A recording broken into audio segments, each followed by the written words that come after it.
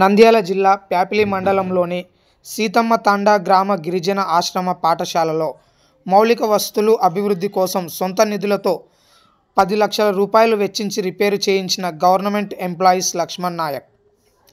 ఈ కార్యక్రమానికి శాసనసభ్యులు జయసూర్యప్రకాష్ రెడ్డి ప్రారంభించారు. ఈ కార్యక్రమంలో లక్ష్మణ్ నాయక్ మాట్లాడుతూ, మేము ఆహ్వానించిన వెంటనే ఈ కార్యక్రమంకి వచ్చినందుకు సంతోషాన్ని వ్యక్తపరుస్తూ, మీ కుటుంబానికి మా ఊరికి చాలా అనుబంధం ఉందని, మీ అడుగుజాడల్లోనే నేను నడుస్తాను, ఊరి అభివృద్ధికి మీ సహాయ సహకారం అందించాలని, స్కూల్లో మౌలిక సదుపాయాలు ఇంకా ఉన్నాయని, అందుకు మీ సహాయ సహకారాలు అందించాలని ఆయన కోరారు. ఈ కార్యక్రమాన్ని శాసనసభ్యులు జయసూర్యప్రకాష్ రెడ్డి, లక్కా సాగరం లక్ష్మారెడ్డి, జనసేన పార్టీ నాయకులు కార్యకర్తలు ఆల మోహన్ రెడ్డి, మౌలాలి దస్తగిరి వీరయ్య, పాపారాయుడు, సాయి, మద్దిలేటి అంజీ, ప్యాపిలి మండలం నుంచి చంద్ర, సునీల్ తదితర నాయకులు, కూటమి ప్రభుత్వ నాయకులు, కార్యకర్తలు ఈ కార్యక్రమంలో పాల్గొనడం జరిగింది.